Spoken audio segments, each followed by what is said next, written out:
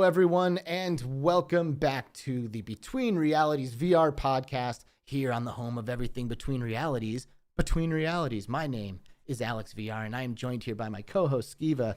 Skiva, dude, how you doing, man? I'm good, dude. I'm good as always. Lots of VR this week. Been playing some amazing games, and we have a guest on today that I have been so excited to talk to. So this is just made my week. Y'all probably have noticed by now that this is a bonus episode, right? We're doing an episode on a Wednesday. Thank you for being here. We've done it a little bit earlier. Hopefully some of our overseas friends are able to join us as a result of that. And I see we definitely have some friends here in the chat who have joined us today. Danny Rayleigh, so excited for this episode. Yeah, that's right, baby. This is about to go down. Aaron Summers, sweet. I'm finally not at work. I get to check out my favorite VR show. Aaron, thanks for being here, bro. Like you, what's up? Your support means the world to us. Paradise Decay, the mod in the house. Duty Does is here. Metal. What's up, dude? You know Duty's a metal fan. You just take one look at the guy and you're like, oh yeah, he's a metal fan. I know he loves metal. Mike Newton's here. What's up? What is up? What's Mateo happening? 311 is today Friday. Mateo. Hell no, dude. It's Wednesday, man. We're doing that Wednesday bonus episode here, as well as Eric Hartley E-. I know Eric, it won't be too long before we get to see Eric Hartley again. Yeah. I have a feeling all these events have started to come up, and can't wait to go to them.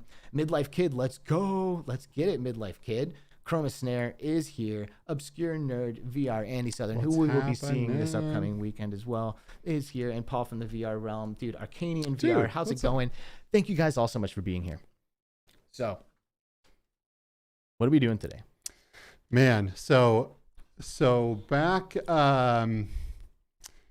about a decade and a half ago, I got addicted to some games, right?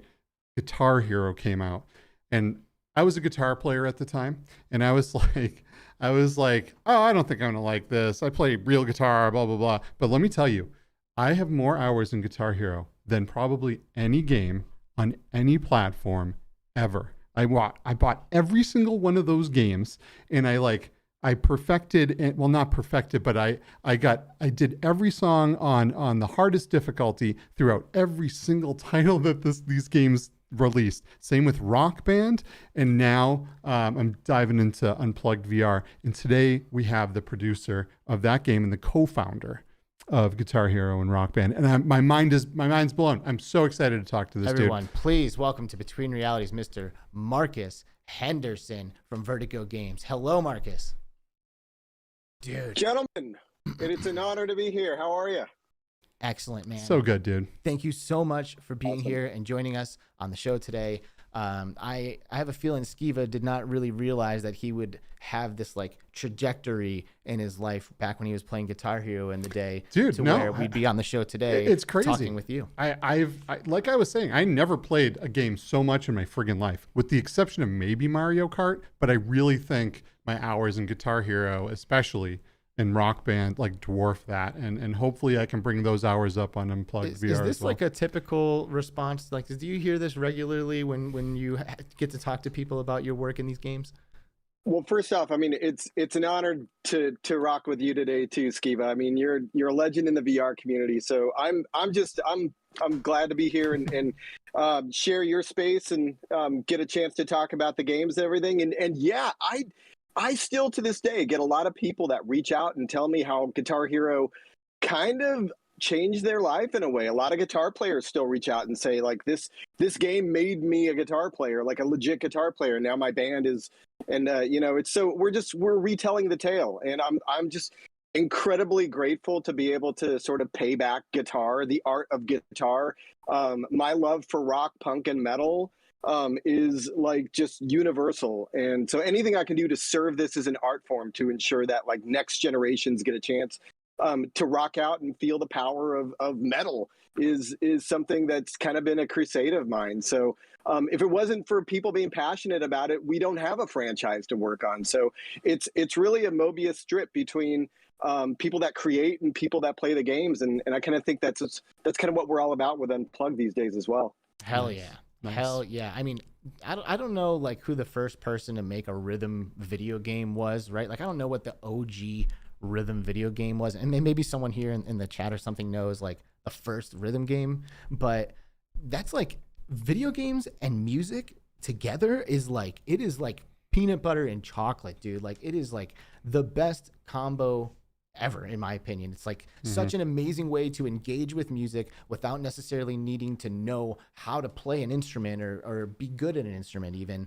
And it's phenomenal. So I definitely want to talk about Unplugged, right? And like where we have gotten to as a result of all of this stuff. But first, I would like to just know a little bit more about your involvement with the Guitar Hero and Rock Band series, right? Like how did you get involved and in what ways did you contribute to those projects?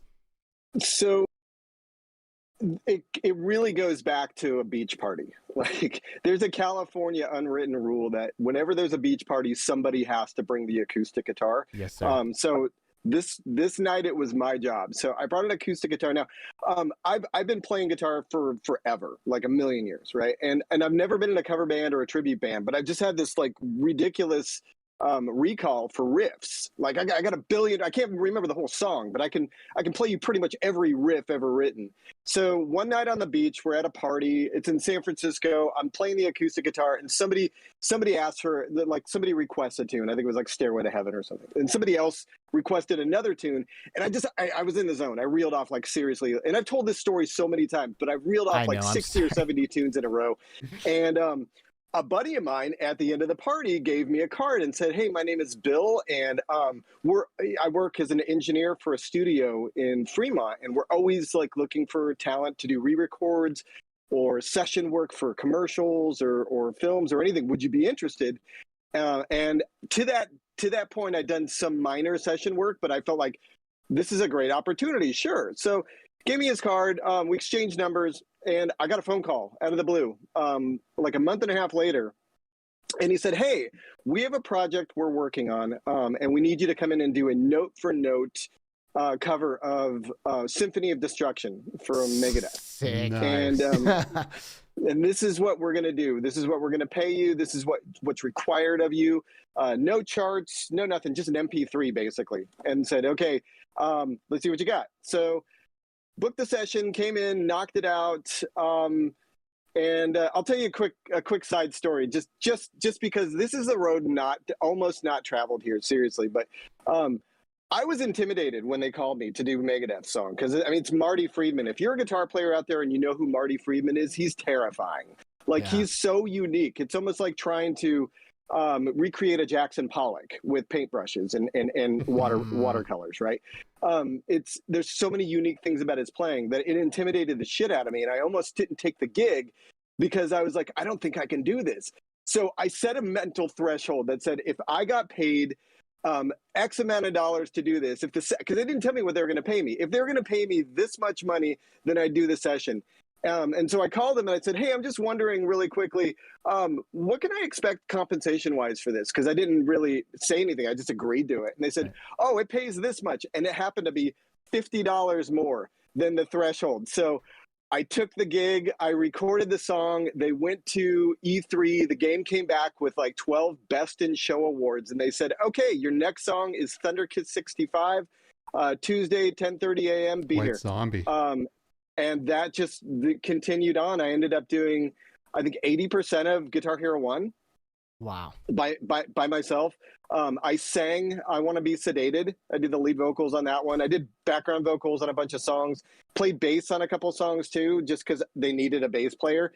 I mean, that's how quickly Guitar Hero 1 came together. They were just like, okay, we have literally 4 months to record everything and get it over to Harmonix. And yeah, we got it done. And so that took off, and that's a million other little stories unto itself. But then Guitar Hero 2 began, and Activision hired me away from Wave Group and said, "We want you to be a sort of brand manager, a consultant. We want you to work on the like some game design. We want you to do all these." It's like a whole potpourri of things they wanted me to do. But at the same time, I'm re-recording the music for Guitar Hero 2 while I'm recording my original band Drist's album too. So if you remember Guitar Hero 1 and Guitar Hero 2, there was a couple of Drist songs on there. I wrote those songs. So that was one of the busiest parts of my life. So I'd say from 2005 to 2008, I went from sort of being internationally ignored to having the Rock and Roll Hall of Fame take a flying V that I used on Guitar Hero 2. I'm putting it in the Rock Hall's permanent collection. So it was just an insane ride. Dude, congratulations, first of all. Like, that is fucking awesome. It is so great that you got to take your love of music and guitar playing into this uncharted territory. Like, were you a gamer before you were approached for that? And like, oh my God, of course. Yeah, my whole life. I mean, from Atari to Nintendo to, you know, Sega Genesis. I mean, every console pretty much I've owned and had favorites. I mean, so you know, my love of guitar and my love of video games was always a dead end street, according to my old man.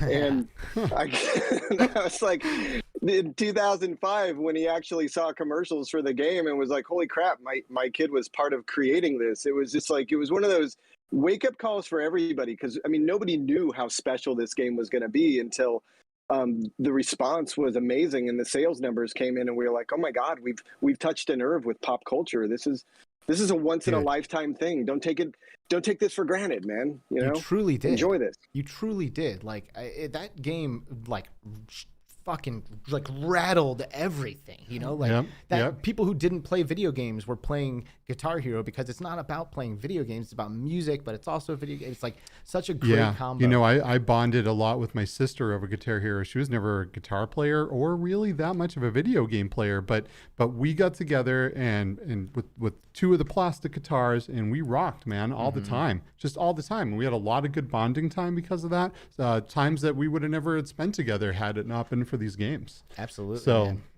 Yeah, hell yeah, man. So what I'm kind of curious is like, so you got hit up to record the music that ultimately ended up being like that you as a player are playing while you're playing Guitar Hero, but like, did you have like the concept, right? Like, did they pitch you on the concept? Like, here's what's going to happen. It's going to be a controller. There's going to be 5 buttons, or like, at what time in the process did you realize how your work was going to be used, and what was your reaction when you first got to play the game? So nobody really knew what this game was actually going to look like until, you know, about a month or two away from the E3 build. And that was when we actually started seeing how things were coming together. Because prior to Guitar Hero, there was a game called Guitar Freaks, which was a Bamani game. Now, Bamani, if we want to talk about the origins of rhythm games, I mean, we have to look squarely at Konami and not appreciatively, because Guitar Freaks sort of was the spiritual predecessor of Guitar Hero in a way.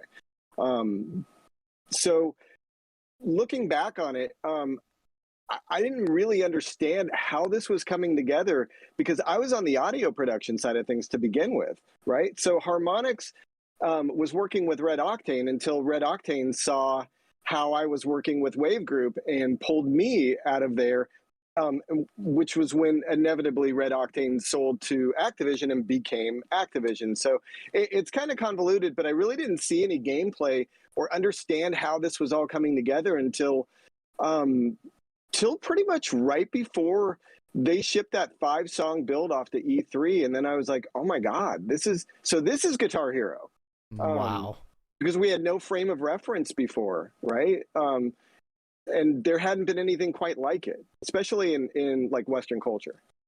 Man, and then so we talked a little bit about Guitar Hero 1, Guitar Hero 2, Guitar Hero 3 came out, and this game really did something special for me because first of all, it was amazing. It was also the first Guitar Hero, I believe, on PlayStation 3. And it looked unbelievable, 16:9 ratio, full high definition graphics, right? But what really got me is one of my all-time favorite guitar players, someone that I idolized like my whole life to that point, Slash. You got Slash in this game. Like, blew my mind, dude. Like, what did you have anything to do, or how did it come about to go after some of these pro guitar players and legends like Slash to actually come in? I'm imagining he did mocap, right? Because like he did all the movements that he does on stage, right? Like, what was that like? So it's interesting to note the progression of like the macroeconomics of a video game from 3 like console cycles, right? Guitar Hero was released at the very end of PS2 cycle. In fact, it actually extended the life of that console legitimately. And then GH2 Xbox 360, GH3, PS3. So as the game got, the game design evolved as we went forward. I mean, there was only one place to go but up, right? Make it bigger when your chipset's bigger and allows you to do just so much more. So, I mean, hardware-wise, from PS2 to PS3, I mean, that was a significant leap, right? I mean, so you're talking about so much more space to fill and so much more opportunity. And the budget to work on these games was way different. I mean, from PS2, Guitar Hero 1, we were basically using cover songs. I had to re-record cover songs because we had no money. I mean, we had no money for licensing, right? So, and then same thing with Guitar Hero 2. And then we sort of proved by the third iteration that we don't really necessarily need covers anymore. Labels are starting to throw their entire catalog at us, right? So, it was really kind of just an easy transition to go to master tracks. And the budget at that point it was ridiculous, right? I mean, and we're talking like a $90 video game. Right. I mean, this is not an inexpensive toy, right? So that just flooded the coffers and made all the things that Neversoft and Red Octane wanted to do viable. And at that point, it was just like, well, how do we steer the game design? How do we design this to really make it feel like you're in a fantasy realm where you're conquering bosses? So that was at the first time where we really introduced like boss battles as a key game concept, right? Mm-hmm. So at that point, it was just an individual sport. You were on leaderboards, you were enjoying this high scoring, or just like, farting around because it's a family game. GH3, it became really competitive. So everything kind of got serious at that point. So with that came the opportunity to introduce Slash to mocap and get all the other artists who did an incredible job recording these original boss battle tunes. And it was just a phenomenal thing. I'll tell you, Slash is one of the nicest dudes you'll ever meet in your entire life. You've probably heard that a million times, but he is beyond the coolest, most humble guy ever. Fun fact, that top hat comes with him everywhere and comes with its own little leather case. Oh wow, nice. So I was really cute, and he doesn't let it out of his sight. That thing's always nearby him. I would imagine. I mean, that's signature iconic. Slash right there. That is one of the most it's one of the most iconic rock things ever. Right? I mean, I was lucky enough back in the day to be able to actually meet Slash. I kind of when he was touring with Slash's Snake Pit, I actually kind of stalked him a little bit when he came to Boston where I grew up, and met him outside of his tour bus, and he signed an album for me, and he was just so nice. It was unreal, and at that point he was like such a mega star that I was really shocked at how down to earth and how nice he really was. So yeah, that was great. I mean, he has always been one of my favorite guitar players to walk the face of the planet.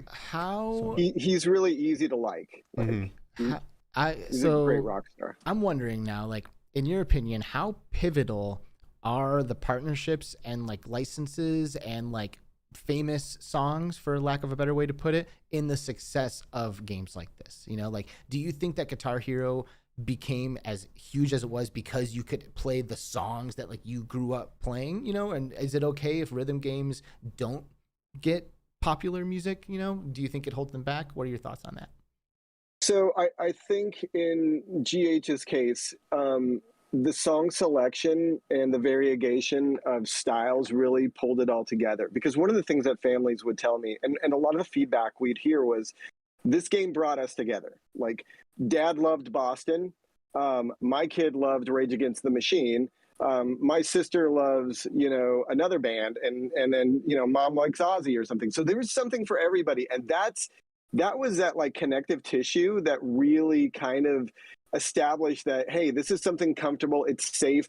It came at a time when video games there was sort of a binary approach to video games. I mean, you were getting like Gears of War shooters and Call of Duty, and that's not exactly a family friendly game for whatever it's worth, right? So when you have something that's very rare, where your levels are basically 2.5 to 3 minutes long, so you can pass around the controller. Everybody gets a shot to play their favorite songs. And if the gameplay is engaging, if the game balance is done correctly, and if the music is handled with utmost care and alacrity, then you have the ingredients to make something magical. So can you do it without those magical ingredients? Well, yeah, because there's tons of, rhythm game communities that will play anything because it's the gameplay experience and the conveyor, right? Like the song is meaningless to them. It's another level to them. But if you're looking for the full package, the full experience, the joy of rocking out, the gesticulations of going wild and going crazy and having a bonding moment because, you really love the music that you're listening to, I don't think there's anything that can beat that, to be honest with you. I think that's a great answer. I think the rhythm game that I've played the most of in the past few years is Beat Saber. And there are plenty of people who stay away from Beat Saber because of the catalog of music, because it doesn't offer them what they would want to be able to express. And I talk about expression on our show all the time. Expression is to me, it's everything in all aspects of life. And that's what good music games and rhythm games offer the ability to do, is to express yourself, to, like you said, boom, you're feeling it, And even when I'm playing Beat Saber, there are days where if there's a song that I really like, I loosen up, I'm hitting harder, I'm flowing. If I don't like the song so much, maybe I'm a little bit more rigid, you know what I mean? Mm-hmm. So I think it is really important that people are able to connect with music that they actually enjoy. And it is awesome that these games have provided such a wide variety of different styles of music for people to be able to tap into and to feel that with. Yeah, I agree completely. And I think there's something to be said for, really feeling that experience. And it's, as a game designer, it's the sum total of everything you do was, well, how did that make you feel? We're all just chemical dealers as game designers, right? If we do something correctly, we're introducing a new, exciting blast of serotonin or oxytocin into your brain every 5 or 10 seconds with a new game mechanic or something exciting. There's an art and science to game design, but there's also something to be said for listening to your gut and your heart.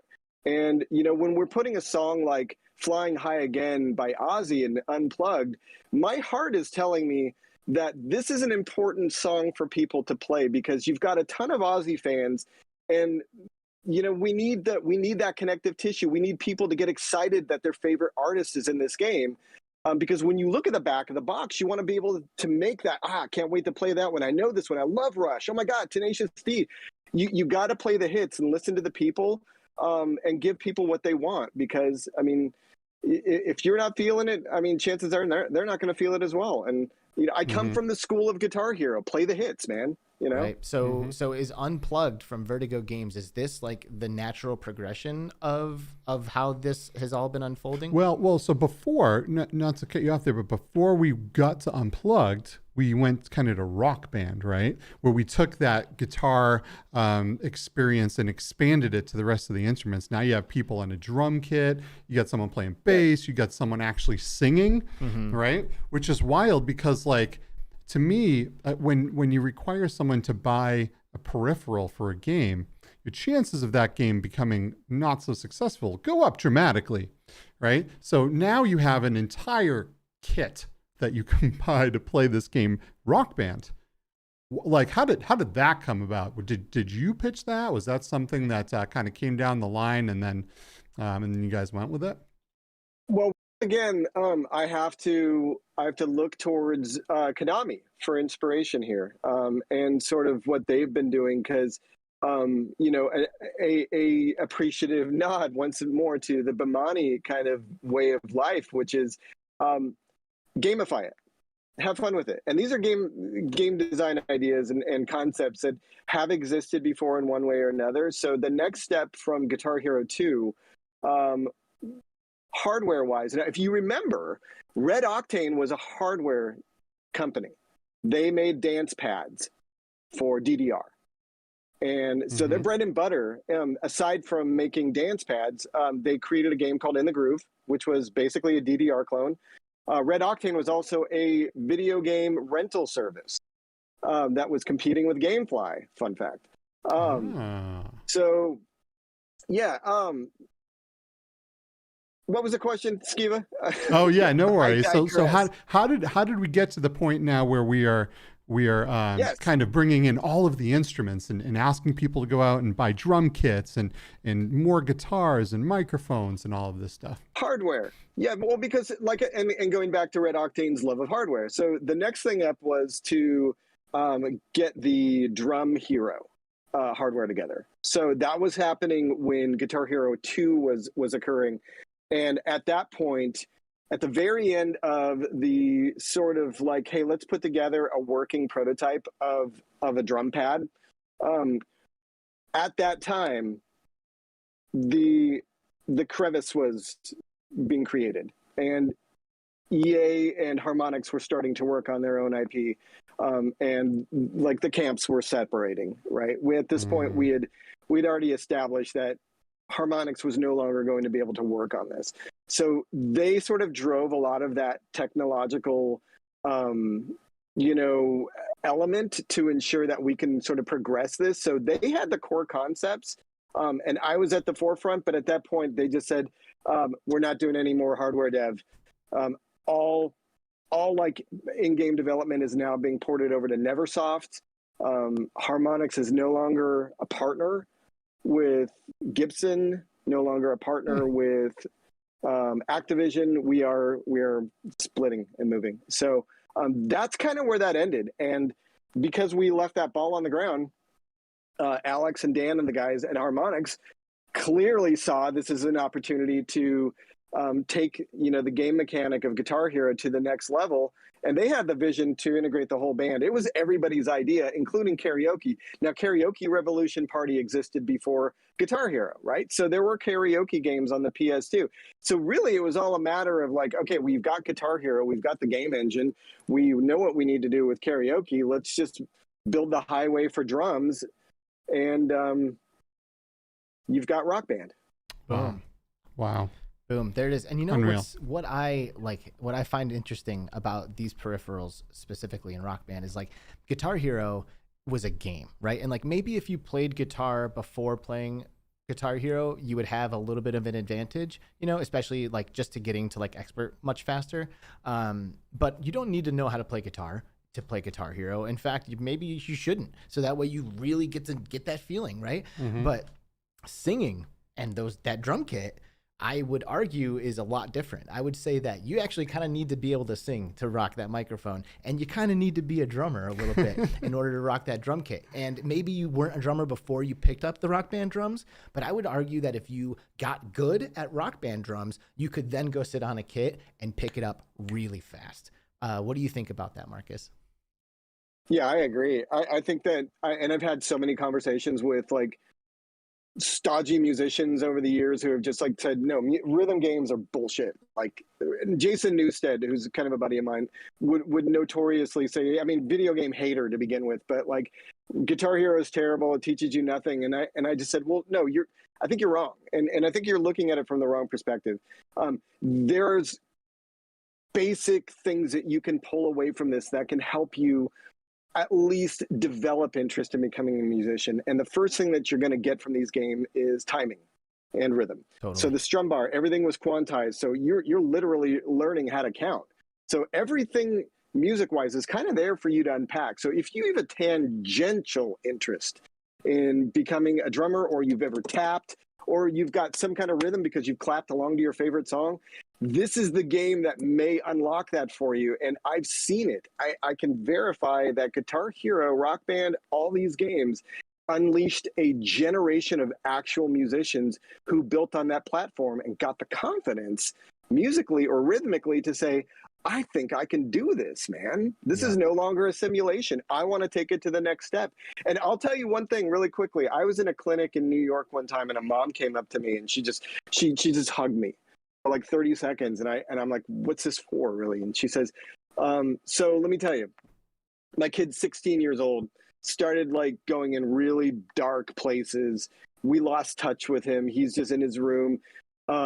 He hates everything, and this sucks. His dad got him Guitar Hero for Christmas. He's playing with his video games with his dad, and now I'm here at this music store buying him a guitar because I know he'll be doing something positive and playing. Like, this basically put our family back on the right track. And I'm like, amazing. I am just one of many amazing people. I'll take this hug and share it with everybody, but I understand that. I know this. We're all looking for something to make a connection. And games like Unplugged and Guitar Hero were designed for people to come together and to experience something and have that moment. Well, and like I said earlier, dude, it's expression, because there is like I am a musician myself, and I've been on stage, and you know, I know what it feels like to be playing with people and to be like connecting and jamming the fuck out. Like, I know that vibe, and it is so good. It is amazing. It's one of the best expressions out there, in my opinion. And there are people who have never even come close to that expression until they play rhythm games like Guitar Hero, Rock Band, because then they pick that thing up and they feel it, and they're like, oh, and then they're like flowing, and they know this song, and they're jamming, and they get real expression. Like, the expression doesn't give a shit that it's a plastic controller or you're, you know, doing air guitar or whatever it is. Like, the expression is just as real. So maybe it's not as like deep and profound and maybe impactful in your life as something that you've written, that you're performing with other people or whatever, but you are experiencing something real by doing that. And that's exactly what that kid got, is like a nice taste of, wait a second, I feel this, and fuck, this feels good, you know? Like, that's what it's all about. I mean, I'll tell you, I personally know people that have played these games and then went out and bought a guitar and started playing, or went out and got a drum kit. Like these games definitely introduced people to a world of music that they may have never explored before. Maybe they listen to music,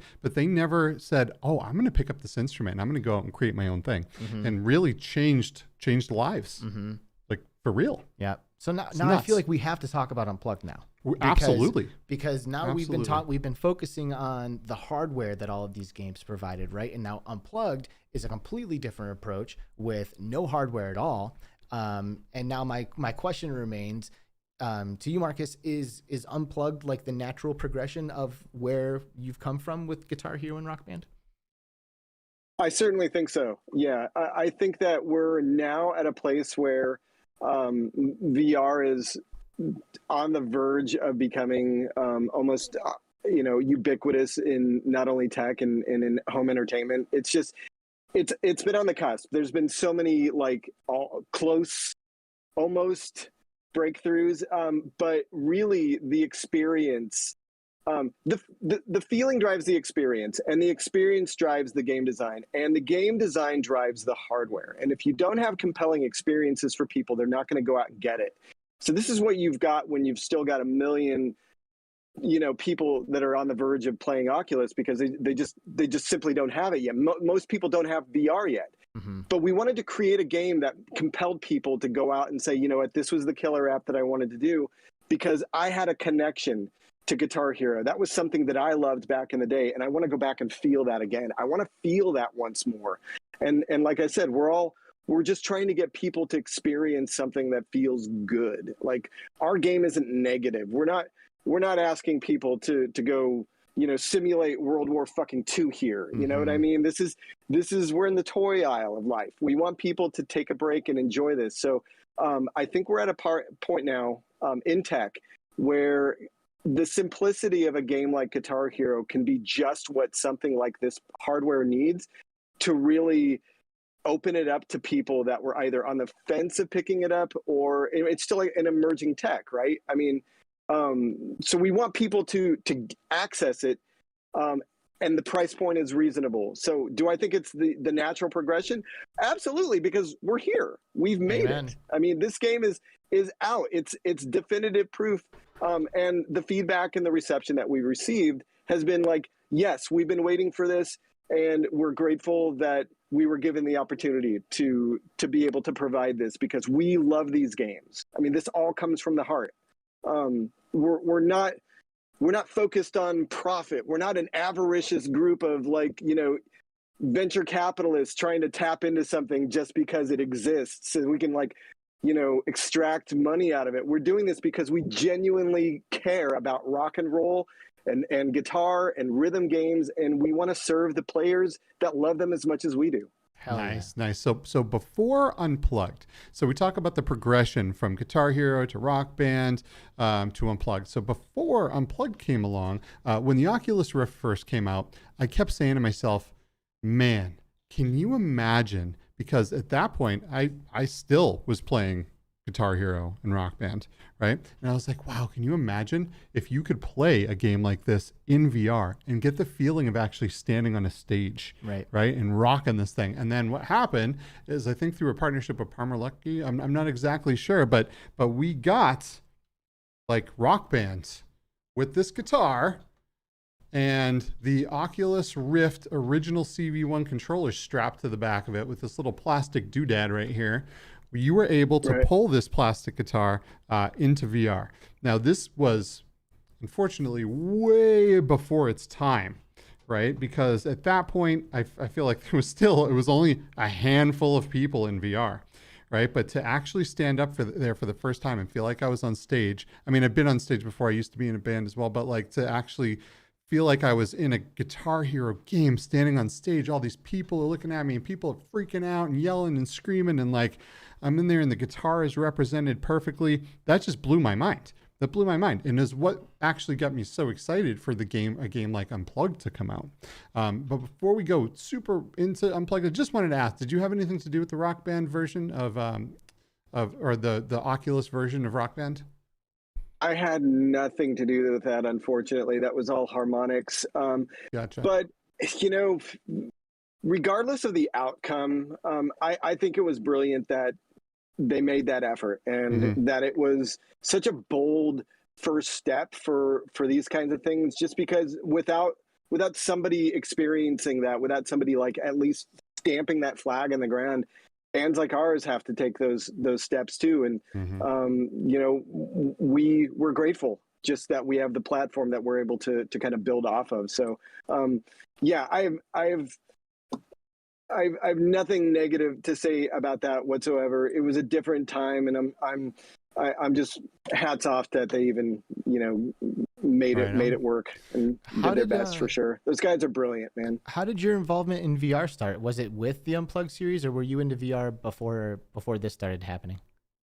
So I've been a fan of VR, but I've been mostly a console designer and producer for forever. So console games, as you guys probably know, they're kind of taxing mentally and physically. Like they can burn you out. I mean, the burnout rate is just overwhelming, right? So VR it's a lot funner to work on.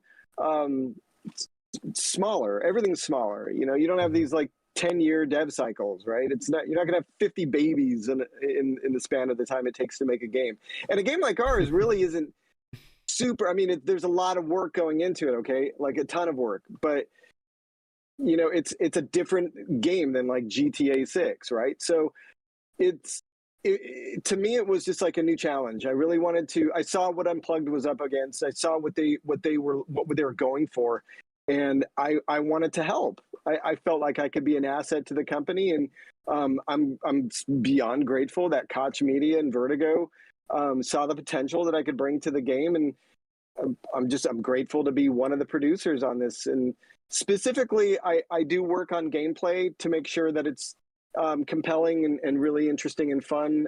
I sit in and help select music for it. The brand partnerships that you see in the game, I've helped work on as well. So we all touch pretty much every element in these games together, because these are small dev teams, right?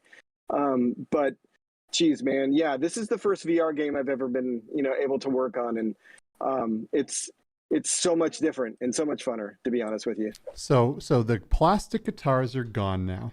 Now we are utilizing hand tracking, which is wild, because before this game, I didn't have a whole lot of faith in hand tracking, but this game came out and knocked it out of the park as far as what it did with hand tracking and how well the hand tracking actually worked. And it's wild to me, because I feel like I can't be alone in the fact that like bands are playing, I have music on, and I'm just like playing air guitar, right? Like, and how cool would it be to play air guitar in a video game? And now we can do exactly that. I was talking to Alex before the show, and we were talking about, how a lot of people are saying like, you know, you don't have the feedback on your hands like you're holding a guitar, like you're pushing down the strings or pushing down the Guitar Hero buttons, right? But in my mind, like I was sitting there playing today and I was thinking, wow, like how cool would it be to feel the guitar? But then I'm like, wait a minute, I'm playing air guitar. Like I had to take a step back and be like, I am actually sitting here playing air guitar, but things are happening.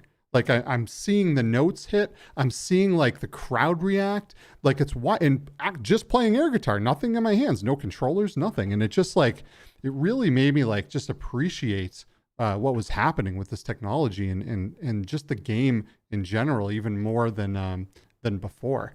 I'm really enjoying it. So, that like, and the reason why we kind of got into it is because I was comparing Guitar Hero to Unplugged. And as a musician, as someone who like uses my thumb to bridge against the back of that thing, I found it feeling a little weird when I tried to play Guitar Hero while playing Unplugged. Mm-hmm, and I think that being able to like change your approach, like kind of what Skiva was just mentioning, would probably help someone like me, right? Like, would it help if I go into the game imagining that I'm playing air guitar versus playing a real guitar? Have you gotten any pushback from people that sounds like this? There's been a little bit of confusion, and we just wanted to clarify that, the full title is Unplugged Air Guitar, right? So we wanted to remind people that the source of our inspiration came from air guitar. I mean, yeah, we're basically taking the game mechanic of Guitar Hero. We're triggering notes. It's a rhythm game. But aside from that, we really kind of wanted to just like forge our own identity, and try to make it more about the air guitar experience. And that is, moving the neck to grab the power ups and using the hand tracking after the songs to, electrify the crowd and then catching the underwear. So, I mean, we're just now beginning to utilize all of the amazing things that's capable inside of these headsets. And I really got to give all of the credit to Ricardo and Julia at Another Way. I mean, I cannot stress enough how amazing their team is, to be able to take, most of the times when you're a game designer, you go to your dev team and you come up with like a million feature creep ideas. And wouldn't it be great if you did this? And you get like 90 no's and then maybe like 2 yeses. Like Another Way, it's like, yeah, let's do it. Like, I don't care if I don't sleep this year. Let's do this, man. They're so smart. No. I think we and so well, coupled with the fact that they've got a great sense of humor that everybody, it's a playground for us because we understand what we're doing. So stylize it, make it fun, make it larger than life. Rock and roll, air guitar, these things are larger than life. So when you step into our game, I mean, what's the first thing that happens when you step into our game? You fly in on a giant fretboard, right? You sail in on a guitar onto a stage. So, I mean, these are the things that immediately you understand, okay, you're in a different world now, where you're in between realities, so to speak. Amen. Right? Right. Amen. So we wanted to really kind of preserve that and get people excited about it and try to take it to the next level. So it's familiar, but it's new at the same time. I think you guys really have done that. Like, that is like probably the most profound thing about this game for me as when I played it, because you go in there and like, you do not shy away from like the culture of rock and roll, and it's like almost like a caricature of rock and roll a little bit, right? Like the Steel Panther guy's there and he's laying it on super, super thick and, catching the panties or whatever, like that's kind of like that, like 1980s era of rock and roll, like that, like energy and attitude, and like you get to kind of like embrace that attitude and kind of have a little bit of fun with it, right? Like not take everything so seriously, kind of like you were saying. Right. It's a little greasy. It's fun. That's the point. It's fun. It is. And the thing that right away impressed me about this game is you're standing there and there's a poster of Satchel from Steel Panther, like super metal. He's got his hair done up, like just the most metal thing you've ever seen, right? And the poster comes to life, and there he is, and he's talking to you, and he's giving you a tutorial on how to play the game, and he's just as rude and vulgar and funny as an actual rock star is, because that's him, man. That's Satchel, right? Like so That's cool. Satchel. Yeah, and I laughed so friggin' hard. I laughed so hard. The comedy in this game, due to Satchel, is not to be overlooked here. Like, really, really, really impressed me and really got me in the mood to play this. Me too. Skiva, I got to tell you, man, working with him. So there's two people, right? There's Russ Parrish, who's the nicest guy you'll ever meet in your entire life. The most unassuming dude ever. Really, really sweet. Just had a birthday the other day. And then there's Satchel. Satchel is a completely different animal.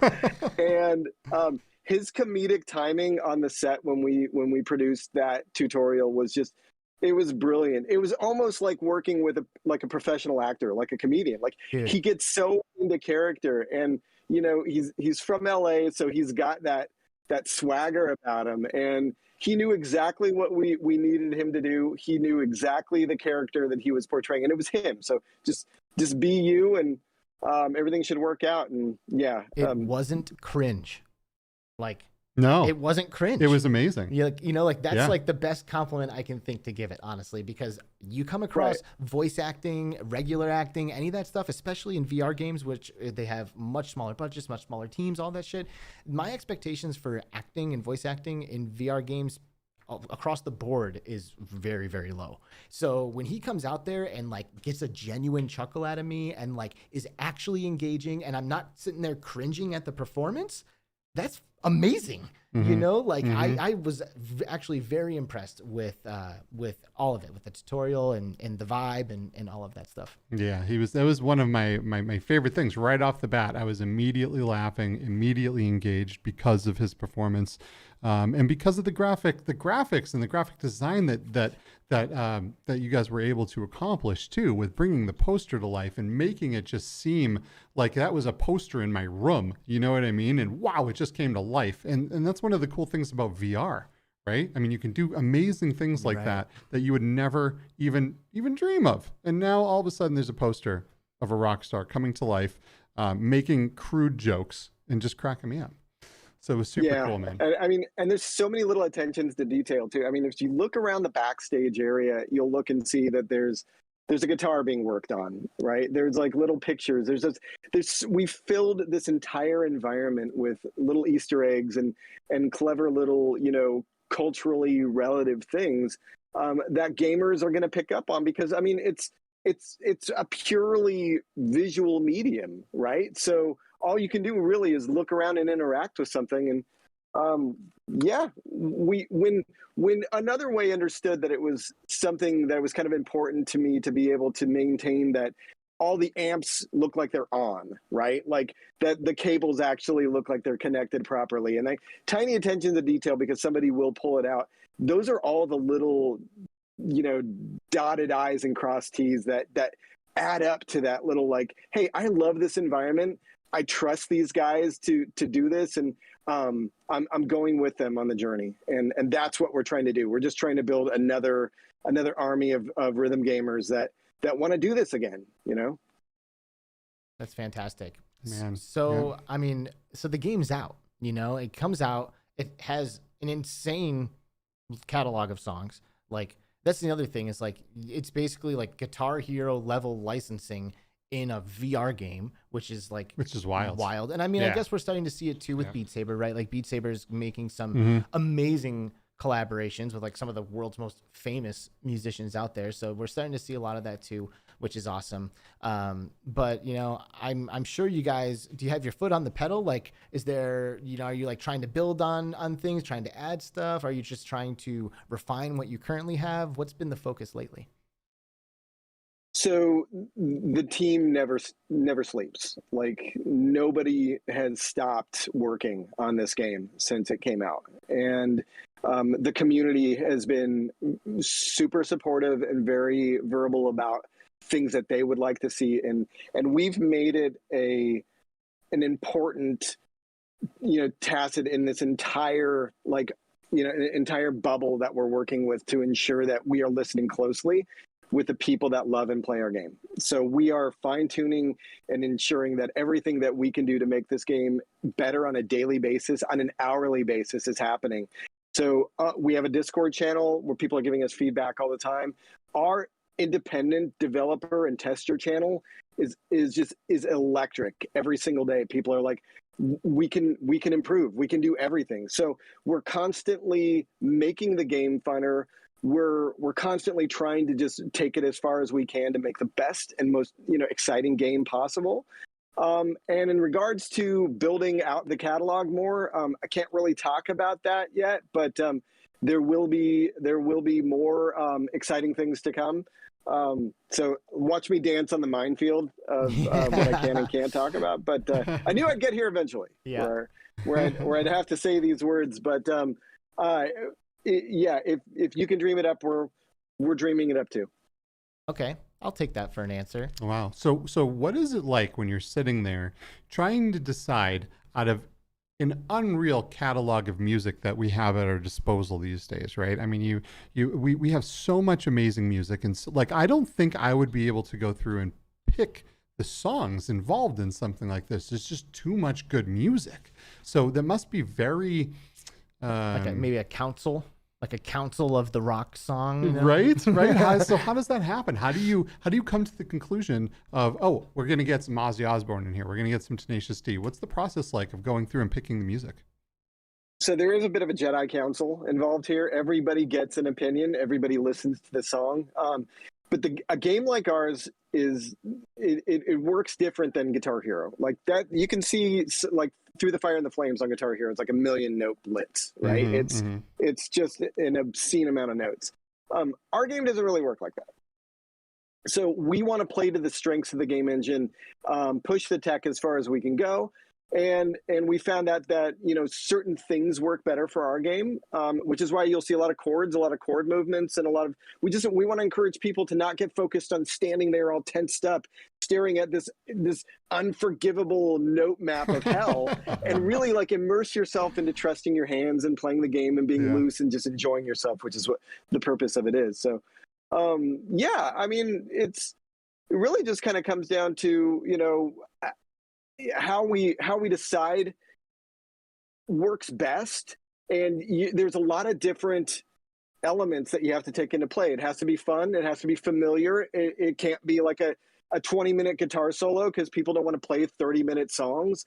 So there's kind of an algorithm for what makes a really good Unplugged song, and it's sort of different than what makes a really good Guitar Hero song, because they're two completely different games.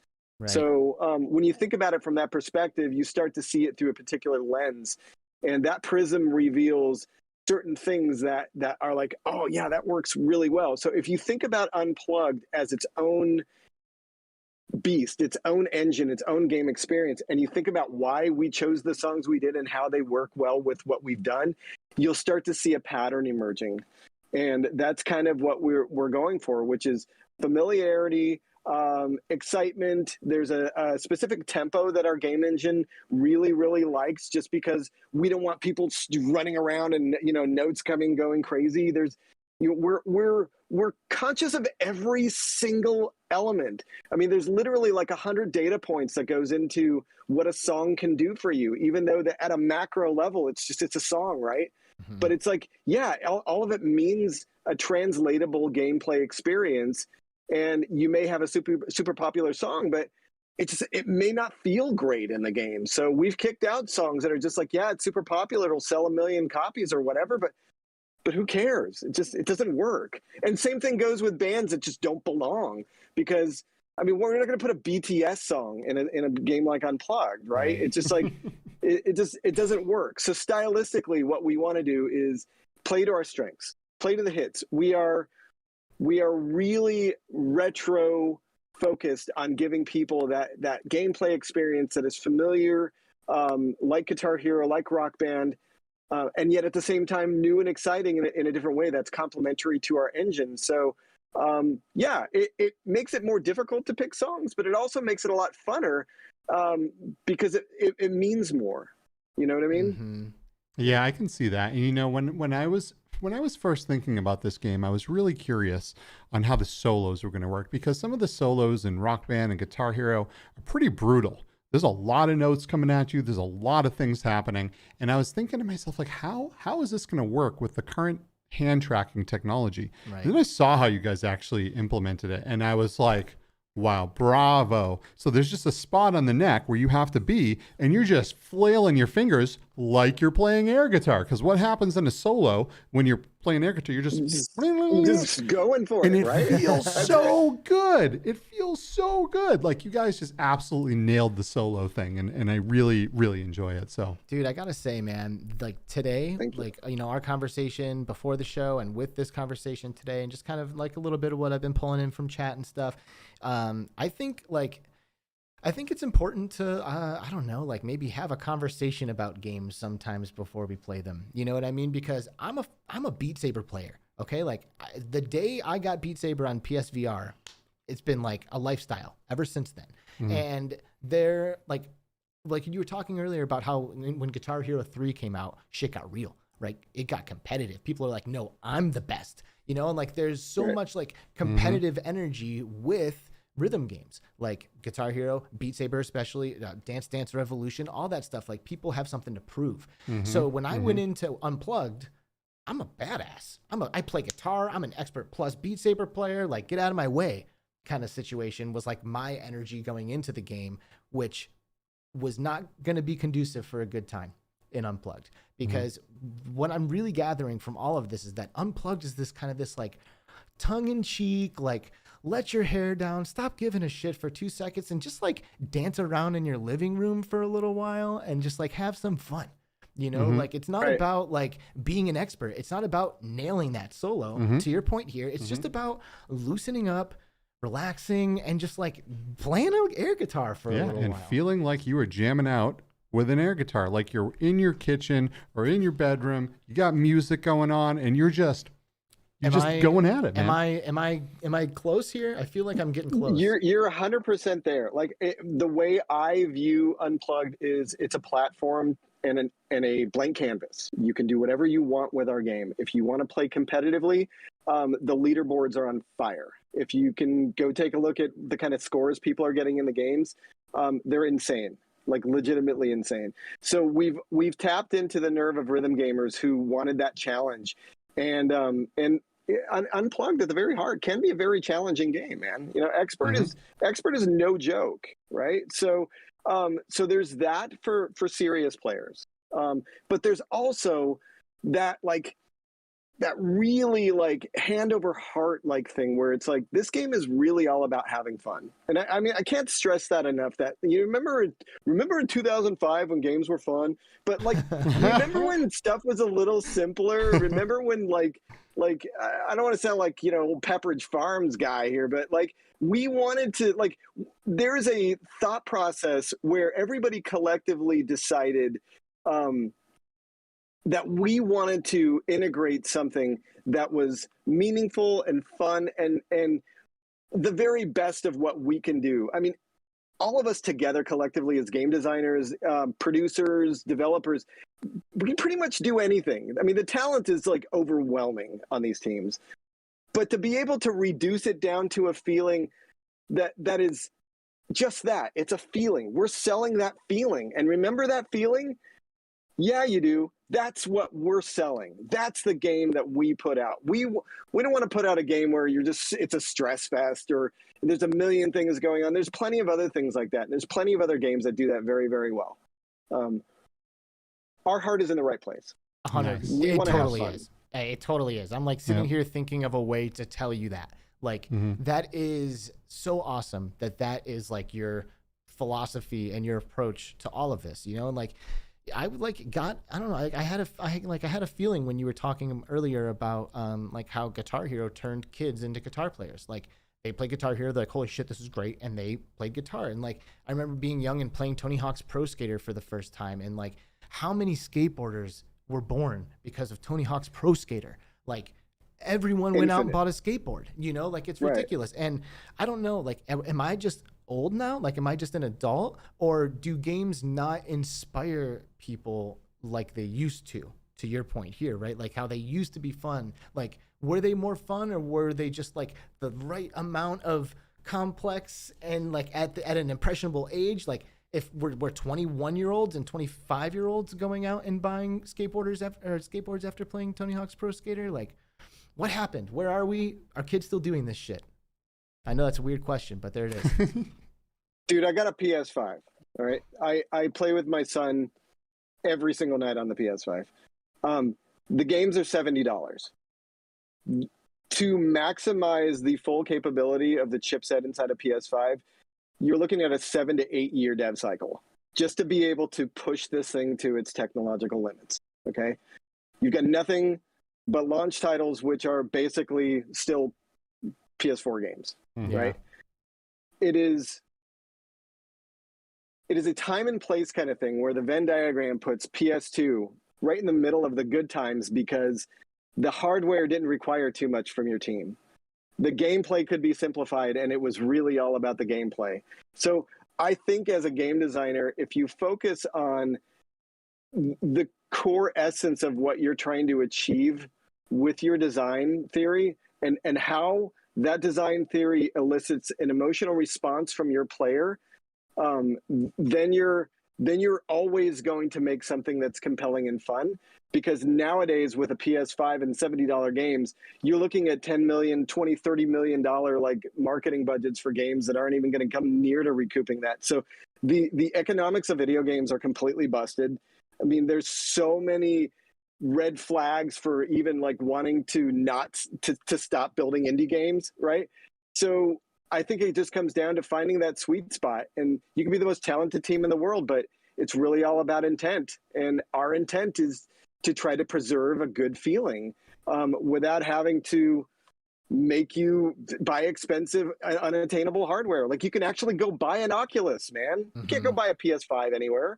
Our game's like 30, 25 bucks. This is not a $70 plus tax video game. So it doesn't take much to really try. You just have to kind of want it and, you know, have the core essence of what you're trying to achieve, and the rest kind of falls in place. So you got a $299 Oculus Quest. There's no reason, there's no need, and it's not compatible to go buy a plastic guitar for another however many dollars, right? So you get what you get a $300 Oculus, you get a $20-something game, and you're there, right? But tell me about like the mindset going into making a game like this, right? So before you had buttons, everything was analog. You're pushing a thing, you push the thing, something happens on the screen. Now you're going in and you have this brand new technology, VR, and you have this super brand new technology, which is hand tracking. That must have been extremely intimidating to say, wait a second, we're going to make a game that is VR only and is hand tracking only, right? There's not even an option to use controllers here. So like there has to be a certain amount of anxiety or something going into building a game that's built off of something like hand tracking. What were some of the challenges you guys came across when trying to implement this, and what were your thoughts behind that? Well, all credit once again goes to Another Way, because they had the core idea for Unplugged, and through the early tech demos decided that this is something that not only is going to be a viable game concept, but a really, really fun thing to do on the headset. So standard challenges, I mean, you're looking at like just fine tuning the approach and making sure that, you know, you're field testing everything. Basically, you're operating off of hardware that you can't change, right? And you can't move the cameras on the Quest. So you have to ensure that your windows are proper. So there's a lot of R&D into like, well, where do I put my hands? Where do I put the guitar? Where's the highway? So once the hardware sort of dictated, you know, a lot of the necessities in filling out some of those design aspects, which is to kind of get the basic shell up and running, then it all just became like, you know, design implementation and kind of like getting together and saying, okay, well, how do we want the node highway to go? Do we go horizontal? Do we go vertical? Like, what is our game all about? Like, and you know, what's the story we're trying to tell? So usually in video game development, you kind of move pretty quickly through your concept to tech demo to obstacles that are going to prevent you from like going to the next stage of development. Then, you know, bringing in art and bringing in, you know, your programming team and everybody to kind of like make sure that design's visions can come true. That's when things start accelerating. And how Another Way did this with a smaller team that they've got is just, it's mind-boggling how incredibly efficient they are, not only as a team, but just like how responsive. And, you know, for a team that works all the way across the world in Spain, I mean, it's every single day. Mm-hmm. So it's a truly international affair putting together a video game like this. Yesterday, Bob in chat said that the Steam page for Unplugged says that there's tracked motion controllers. Do you play with controllers on PC? No, but on Steam. So there's a Steam release coming out for this, right? So right now it's just on Oculus, but coming is a version that you can play exclusively on the Valve Index using the finger tracking of the Index controllers, which is interesting because it's the only other controller. It's the only controller that has full finger tracking.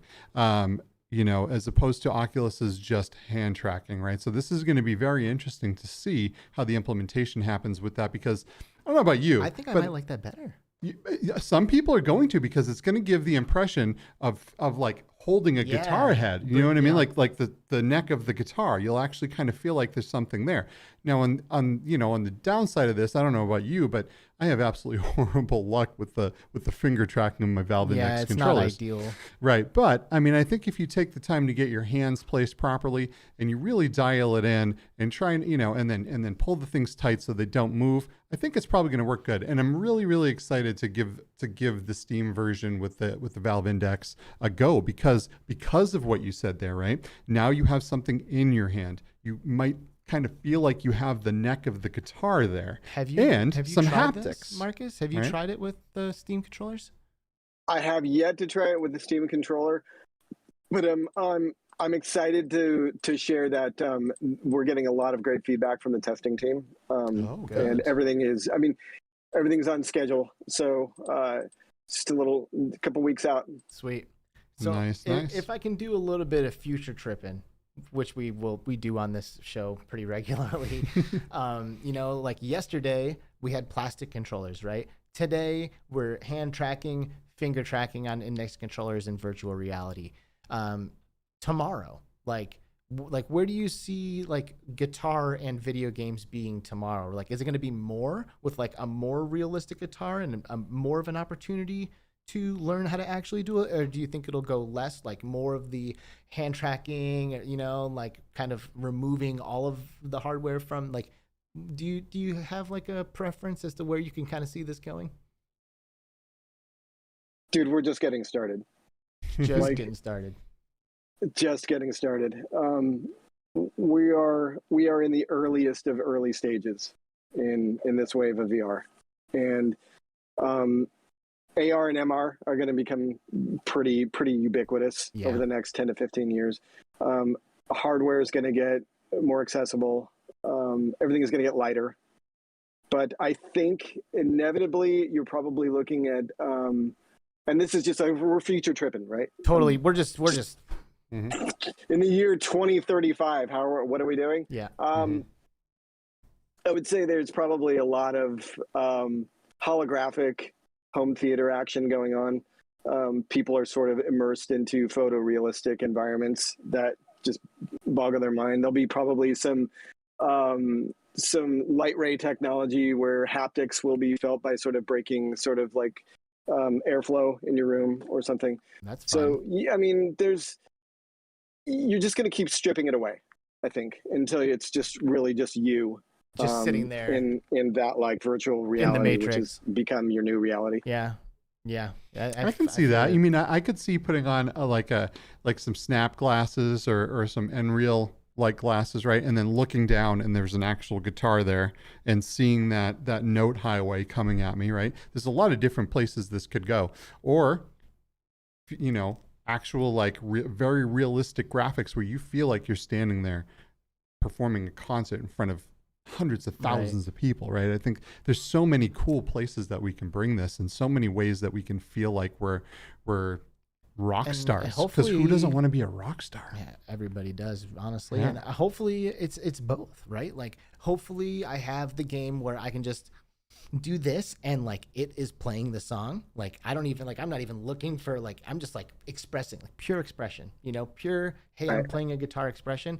And then I can also see I'm actually holding a fucking guitar now. And like this program or whatever that I'm participating in is teaching me how to do this, you know, like every step of the way. And then there could be a couple of steps in the middle there too, you know. They could also be the Guitar Hero, which is the gamified, maybe there will be some kind of peripheral, you know, like, I don't know, man. It's exciting to imagine this, but the one thing that I'm kind of like realizing as I continue to like plunge into the future is that it's like things become less and less like polarized, you know, like back in the day it was like, this is how it's done and this is how it's not done, or there's A and there's B, you know. But like now, as we keep going forward, like so many different versions of stuff keep coming out, you know, like, and like Super Nintendo to N64, like ridiculous how different those things were. But now like technology's coming out that's like just tweaking this, just tweaking that, like just making this thing a little bit better, this thing a little bit better, you know. It's not these like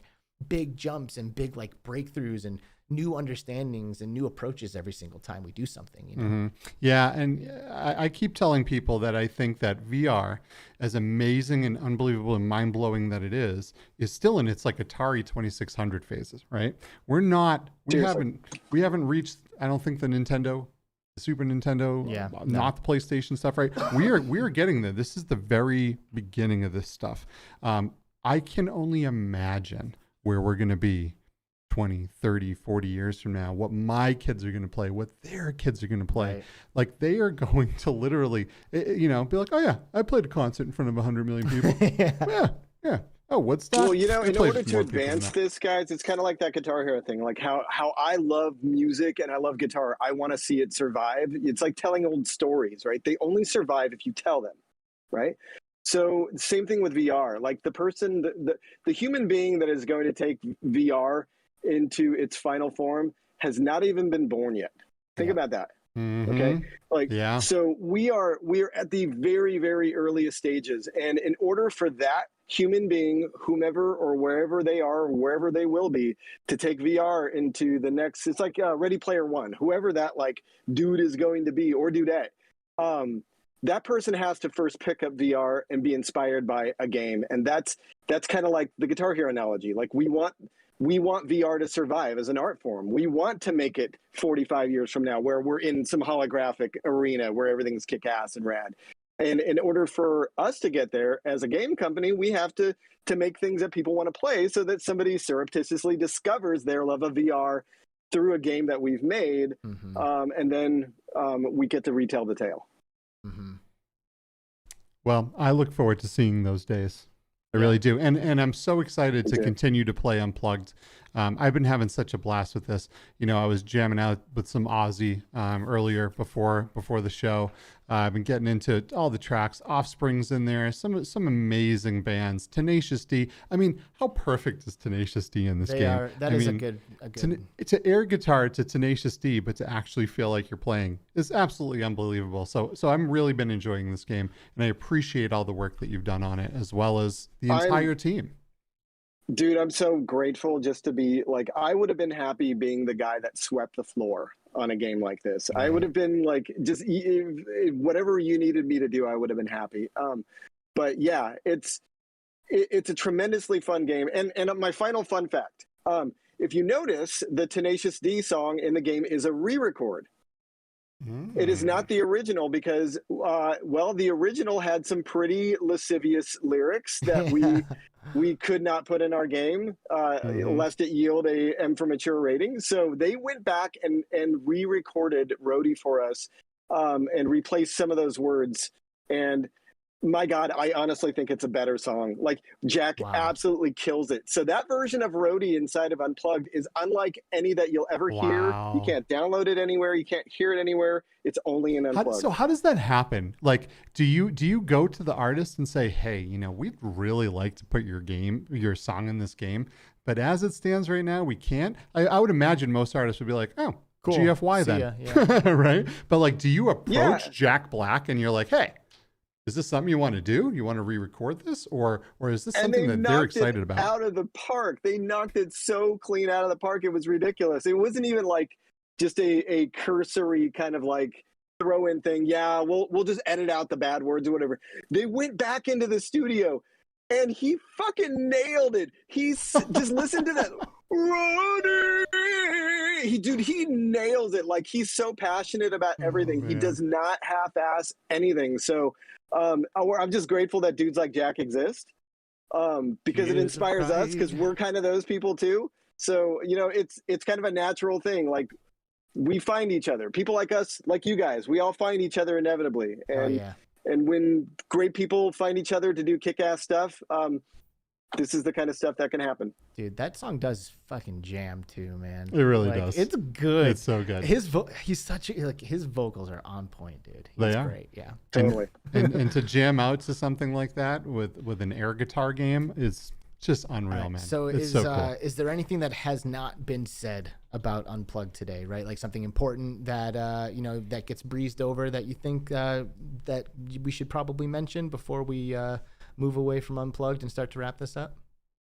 Absolutely. And I think this is a great time to shout out the rest of the team at Vertigo, because without Vertigo and Another Way doing just Herculean things to get this game out and into the hands of people, there's not one human on these teams is replaceable. So I'm just going to shout out names because they have to be said. Rick in PR, we've got Regina, Kamara in marketing, John Coleman, our fearless CFO, Richard, our amazing CEO, all of the testers at Another Way, all of our Discord denizens, all of the fans of the game, everybody that came together to help us get to where we are just starting to go. I cannot thank you enough. Like, I have chills right now. I'm so beyond lucky that I get to do this, and it's all for you and because of you. So thank you again. Man, you know, I've been privileged to meet and speak exclusively with some of these people, and they're just such amazing people over at Vertigo Games. Like, I really, absolutely, I'm so happy to be able to work there, you know, and to work in the Springboard division, and like, just everyone has just been so amazing. And like, for a team like this to come together and to make some of these amazing products that they're putting out, like Unplugged, After the Fall, some of these games, I mean, are just like mind blowing. And the fact that they're getting this stuff to play and look this good on a mobile headset that has a cell phone chip in it, just blows my mind, man. It really does. But bravo to the team over at Vertigo Games, everyone over there. Seriously, absolutely, love you guys. Marcus, what should we be listening to right now? Like, what are you jamming? What are your favorite bands? What's your music recommendation? I've been listening to a lot of post black metal. Oh, so there's a Bay Area band called Deaf Heaven that put out a pretty good record recently. I love Deaf Heaven, dude. Sunbather. There's so good. Yeah, I usually, like, I'm into obscure stuff that, like, not even like the uber nerds have heard of, like Alcest, which is like a two-piece from France who does like like black gaze type stuff. So yeah, I love Ghost. Always a big fan of Ghost. Geez, you put me on the spot. What should you be listening to? Whatever is going on in Unplugged is a perfectly good thing to listen to. There's your answer right I know there. that's a stupid and cheesy answer. Yeah, that's great music in there. Go play Flying High Again or The Kids Aren't Alright by Offspring. The Offspring. That's a good everything should work out. Well, I'm gonna hit you up offline, because as soon as you said Deaf Heaven, I realized that I want those deep cuts from you, because I'm right there with you. I love obscure stuff. I've been getting into really mathy stuff lately that, like, is impossible to get excited about with other people, because what's the band you've been super into lately? Archspire. Tech death. Yeah, crazy tech death. Crazy. Insane guitar playing, man. Fallujah is another good band. They're from the Bay Area too. Oh my God. The Contortionist is another good band I've been listening to lately. The Contortionist.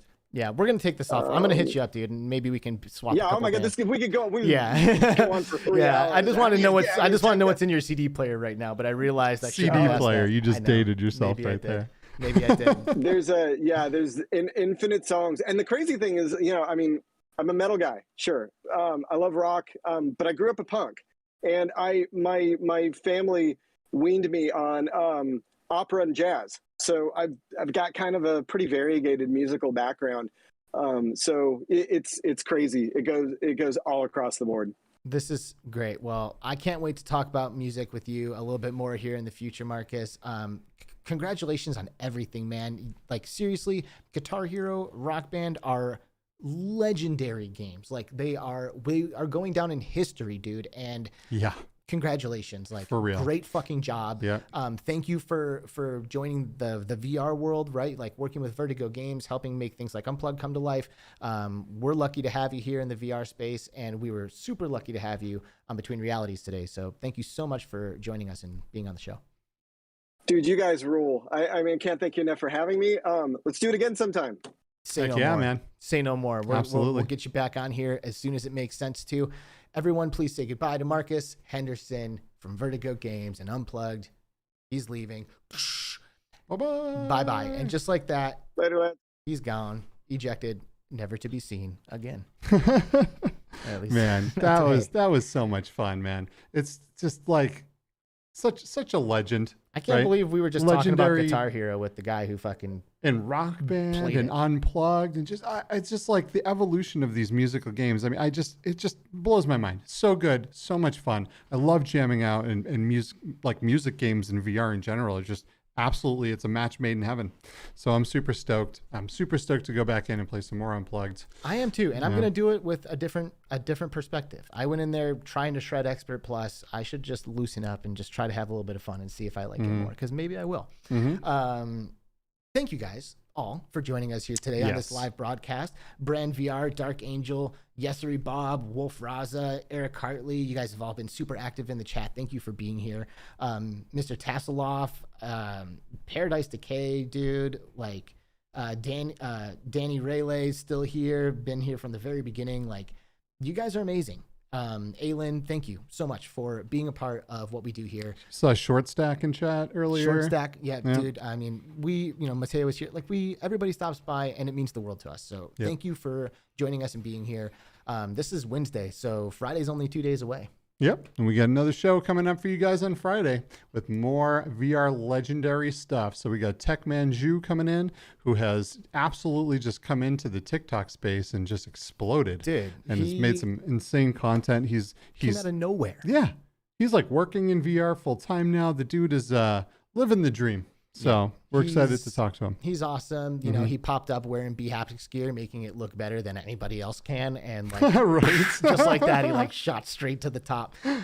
So we're really excited to have him on. He's a great dude. He's become friends with a lot of us here in the VR space. And I'm excited to kind of dig deep and learn a little bit more about him in 2 days on Friday. I'm excited. And that will be, by the way, an early show. So we are going to go back and we're not going to do our normal time. It'll be like a couple hours earlier. It'll be around, I think, like 10 a.m. Pacific time or 11 a.m. Pacific time. 10 or Hold 11. on, so check it out on Twitter, because I will give it time there, because me and Alex are taking off to LA after that to go moderate a VR panel at Los Angeles Comic-Con, which is huge, man. I'm super excited to do that. Yeah, if you're going to be in LA this weekend, hit us up and we'll give you some more details about this on the show on Friday. Yep. And with that, I think we should call it. That's it, man. Thank you all so much for being here. It's been an absolute pleasure. Have a wonderful weekend, and we will see you. Actually, I've got used to. It's like I'm so used to it being Friday. I know. Don't have a great weekend yet. Have 2 stupid days, and I'll see you on Friday. Bye, everybody. All right. See you later. Bye bye.